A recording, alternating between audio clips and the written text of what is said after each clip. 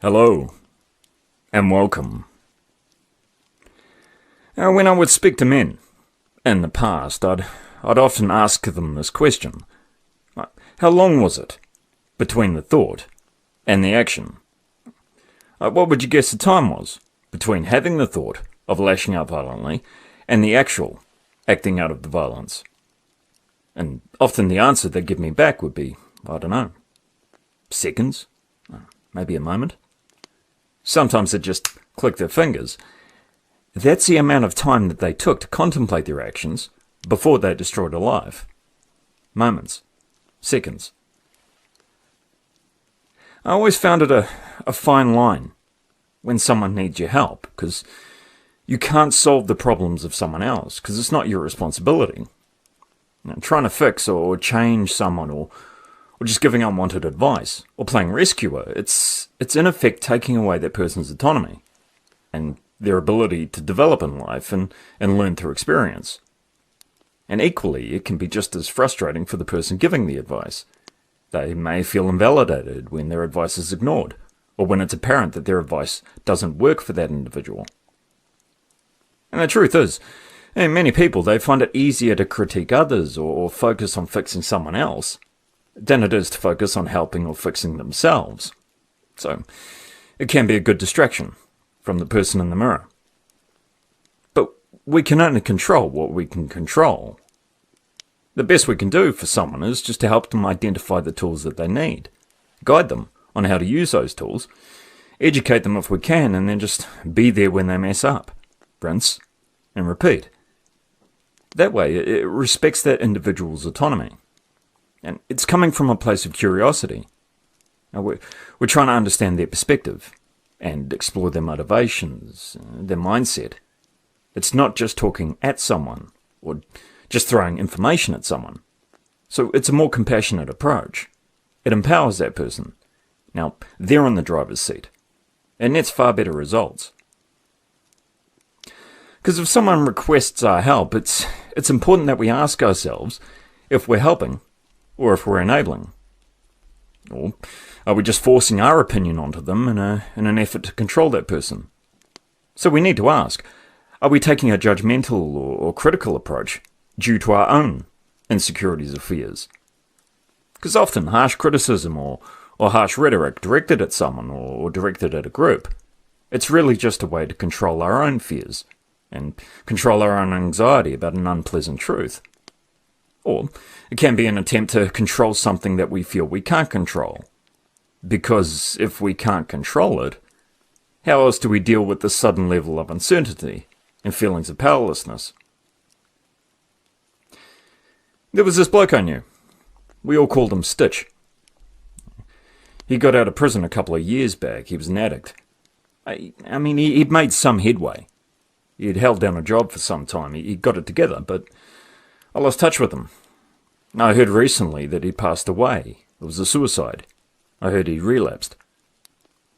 And you try and track these things back. And it seemed that things started going sideways when he joined Alcoholics Anonymous. A lot of addicts, they land there just because, apparently. And I've always strongly advised against AA, because there's better options out there. 60 to 80% of those attending AA are ex-cons. Many with violent records, many are sex offenders. They plead out and they attend AA. But there's a lot of predation, there's a lot of manipulation in those groups. And it's the perfect breeding ground for abuse. And those running those groups, they're not trained facilitators, they're not social workers, and there's no background checks. And many are ex-cons. And those groups, they're structured systematically to break an individual down and make them feel worthless, then dependent on a higher power. So it's like a red rag to a bull for a predator. I've heard of stories of sponsors and facilitators feeding attendees drugs, getting them hooked on harder drugs, manipulating them, because they're experienced criminals. It's what they do. I've heard some real horror stories. Now, all that, and add to the fact that AA has a 5 to 10% success rate. And Stitch, he found a hookup in one of those groups. And people were saying that he was manipulated, but It turned out he was the one that was dealing. He was in debt to some unscrupulous individuals, so he had to put work in. I had a lot of compassion for Stitch. I had more compassion for Stitch the child than the adult, because I don't think the adult version ever once took accountability for his actions. And people always took advantage of him. He never stood up for himself, so people walked all over him. He never set boundaries, he never bared his teeth and pushed back. We'd used to say of guys inside, we'd see some little guy with no meat on his bones, who's fronting up, who's standing his ground and pushing back. We'd say that one, he may not have much of a bite, but he's got a hell of a bark. Because prison, just like wider society, it's a system you have to learn to navigate. You need to be adaptive to survive. It's the same in every other environment for a man, in essentially every walk of life. If a man shows weakness, it's like blood to a shark, then everyone takes a bite. Now, people despise what they perceive as weakness in men. Other men, they'll get hostile towards them. And women, they'll ostracize them, at best, or treat them as a threat, at worst. It's instinctive. In prison, it's just like everyday life. In other ways, it's completely back to front. Now, you'd see guys coming in, they'd be shuffling, looking at their feet. They can't make eye contact. A few months later, you wouldn't recognize them. Their body language, their confidence, it would be like night and day. So they'd learnt to adapt. But many don't make the cut. They just get stepped on. They run up debts and so on. Stitch, he was in that basket. He was roadkill. Meanwhile, for the majority of men inside prison, it's like a second skin to them. Because that's their life cycle. But it's those men who have the most trouble reintegrating back into society. Because the outside world, it scares them. For them, it's just a treadmill of just constant stresses. And then there's the problem child. You see a young man kicking up, he's starting fights, he's playing the rebel inside. He can't adapt. He gets in everyone's bad books. But those young men, they usually reintegrate back into society just fine, if they get the right support. So those types of lads, if they get into a trade or if they secure employment, they usually turn out okay. They've learnt their lesson, but it's a hard way to go about it. In prison, I've always said it's the best personal development course you could ever undertake. Because if you don't learn how to communicate, learn how to read people, read body language, understand social nuance, learn to interact and become resourceful, and learn to set and defend your boundaries, then you're dead in the water. It's natural selection. Adapt or perish. And Stitch, you could sit down with him, and he'd always have that same look on his face, that same desperate smile. I always thought it was halfway between a nervous smile and a scream. Because what was normal for him was abuse. That was what was familiar to him. That was his pattern, what he gravitated to, and everyone took advantage of him. They'd turn him inside out. If you look at people today, they're becoming more and more reactive. And some people forget that real life isn't the internet, and that there's consequences if you don't stop to think before you act. Because being in an enclosed environment with violent offenders, you need to be able to take a step back and look beyond the words. If someone is flying off the handle, if they're raging, then issuing threats at that person or being aggressive back or giving orders, it's only going to escalate that situation. As Barbarossa would say, you need to shed the ego. You need to realize that the words, they're not personal. So what's needed in that moment is to give that man options as opposed to orders. Because the more you let it get to you, the more stubborn you become, the less control you have. So you lose control of the situation. So give them options. Let them have a second chance, and the situation will de-escalate. Because you've empowered them. You've allowed them to save face, and you've asked for their input, and they've made the decision. Ask, don't tell. Empower, don't diminish. Forgive, and move on. And in the process, you've given them stability, and you've treated them with respect. You've sought their input, and in turn, you will have their respect moving forward. It was something we used to refer to as command presence. Of course, the cops use it differently, however. But some men need to learn to say no. It's really surprised me, how readily people have allowed their rights and freedoms to be encroached upon, just during this last month or so. Where does it stop? In prison, you're stripped down to the bare essentials of who you are as a man. But you still have bodily autonomy, you still have rights, and you are deserving of respect. And you know full well when someone is crossing a line. And you know that if you allow them to, and if you don't stand up for yourself and protect your rights, then they and every other man is going to take a piece, to the point where you have no autonomy, where you have no say. You look at suicide rates. The suicide rates for inmates, it's far higher than that of the average male population. And most suicides, they take place in custodial, in jail. And inmates, they prefer prison over jail as it's less restrictive. And most prefer prison over probation, so prison, it's not a deterrent for the majority. And recidivism, it's always going to come down to the individual, but we're doing a very poor job to mitigate that risk with the lack of support.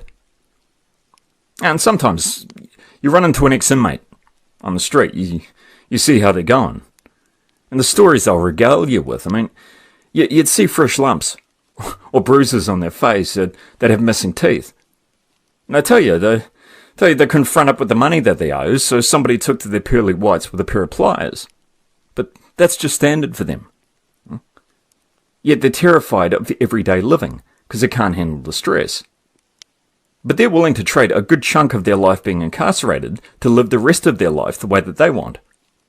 They see all of us as prisoners. If you look at females, female parolees, reintegration back into society for female parolees, it's a completely different animal to that of the male experience. And you want to see your tax dollars at work? These women, especially if they have children, they have no incentive to seek out employment or to alter their behaviour, because their lifestyle is completely subsidised. They live in a tax-sponsored utopia.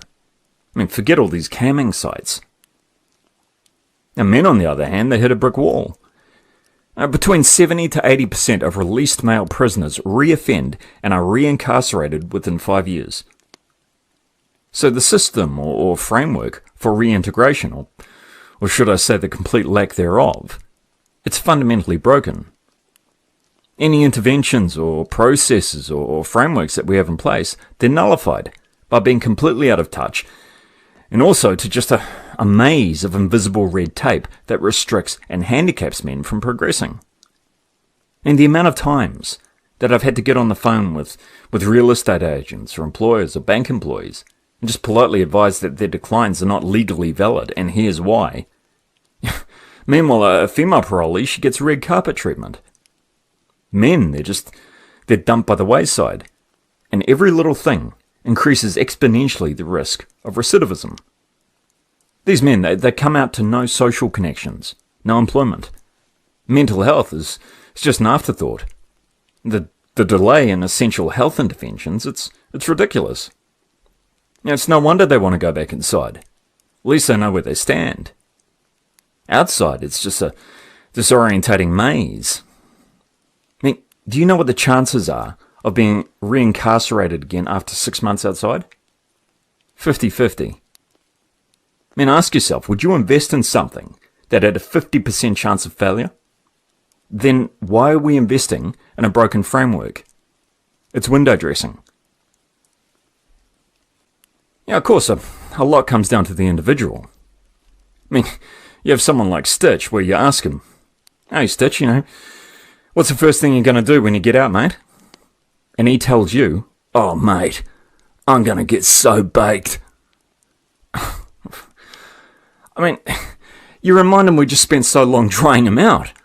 Literally drying him out too. The odd occasion He'd be put in a dry cell with no running water or toilet with just a bucket for company, because he'd stashed something up his backside, but that was Stitch. But some people you can't reach. And Stitch, he'd experienced a lot of abuse as a child, and he self-harmed a lot. It was his way of just calming himself and self-soothing. He'd sit there, and he'd punch himself in the face while you're talking to him. So you'd have to backtrack it, and get him to focus on the moment and what precipitated it. But once you got him focused on the present, he was fine. He could connect the dots. But that's a side you never see with men, because it's never addressed, it's never acknowledged. So, you push as best you can for proper screening and interventions, but, the majority of prisons, they have mental health screening assessments in place to measure for risk of suicidality and self-harm, but they don't practice what they preach. Because there's less legal liability if they don't screen inmates.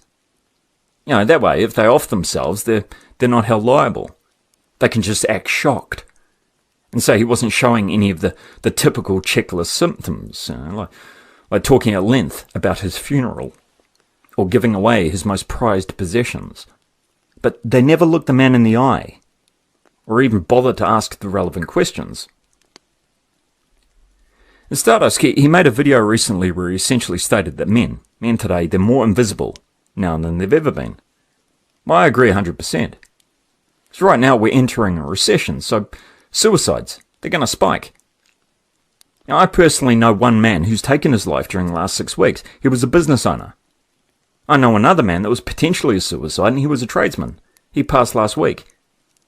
The details right now are unclear. He'd had a rough time of it, but it's pretty apparent it was self-inflicted. And I'm unclear on anyone else because all the lines of support have been cut off for these people. Yeah, you kick yourself for not picking up on the signs earlier or for not reaching out. But I'm just as guilty as the next person. I get wrapped up in my own stuff. But people right now, they're locked down, they're isolated, they're cut off. And the message loud and clear is to stay away, to physically separate, to distance yourselves from any social interaction. Mental health services, medical services, they've shut their doors. I know men who have kicked off just so they can be arrested and locked back up so they can just be around people again. I've had men and women on the phone to me in tears because they can't handle it. Of course, they were in a bad place to begin with, but what's happening right now, it's a recipe for disaster. Now, I have friends in other countries, and it's the same deal. I have friends in LA who say the lockdowns are going to continue into August. Socially distance. I can't think of a more draconian term, especially for people who are already wrestling with mental or medical health issues. The message, if anything, should be let's reach out to people in need, even if it's just picking up the phone. Now, I know a lot of people working in hospitals. These hospitals are working at 50% capacity. In the rest homes and nursing homes, the medical support has been cut off at the knees, where sudden onset is a real risk.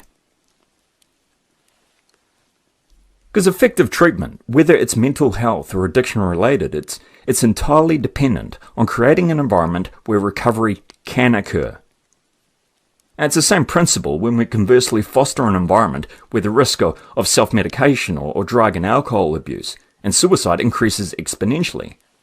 Because the cause, that which drives a man to take his own life, is directly related to context, the environment.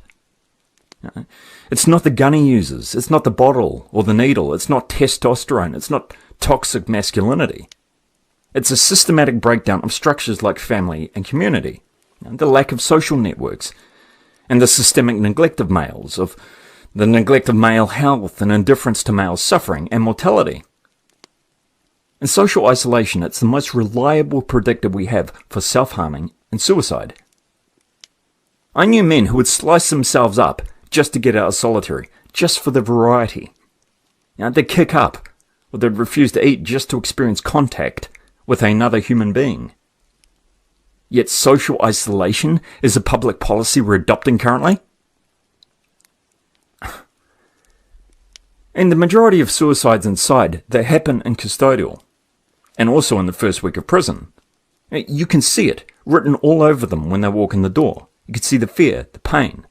They're scared.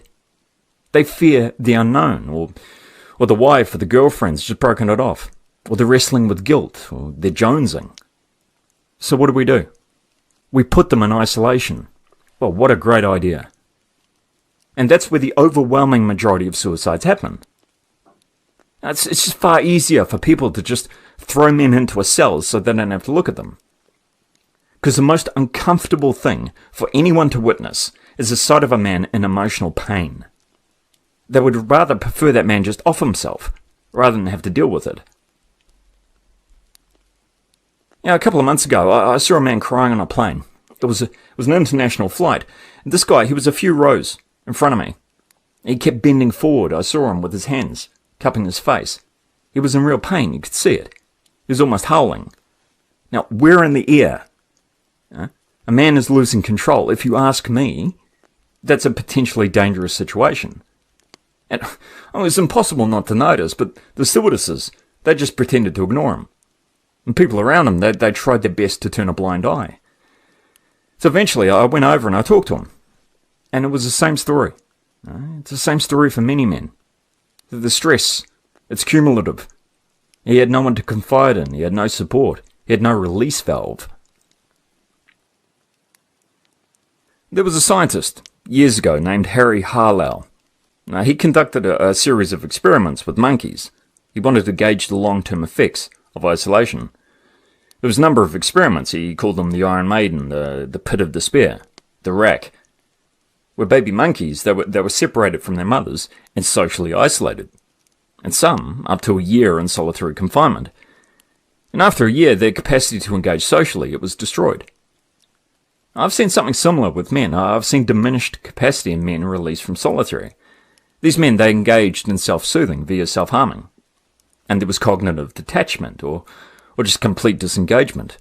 There was delayed responses, so there was real impairment. And you can track similar patterns back with many men who end up inside. And Stitch, he was a prime example. Stitch, he'd grown up in an impoverished environment. He was separated from his siblings. He was singled out and was continually the target of abuse. And he was deprived of social interaction and affection. And again, it's like a red rag to a bull. You see a man who was impaired socially to that degree, he may as well paint a target on his back. Because those men then become the target of others as they're perceived as weak, and in turn, as a threat. Now, I've seen men and women from all walks of life, from all kinds of professions, come to the defense of men who have committed horrific acts of violence.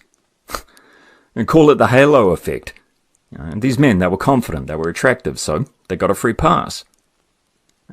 Other men who are impaired socially due to neglect or abuse or isolation, they're construed as a greater threat. It's an instinctive response. So we're not just dealing with any one issue or any one solution, but rather a lifetime of abuse and neglect and deprivation.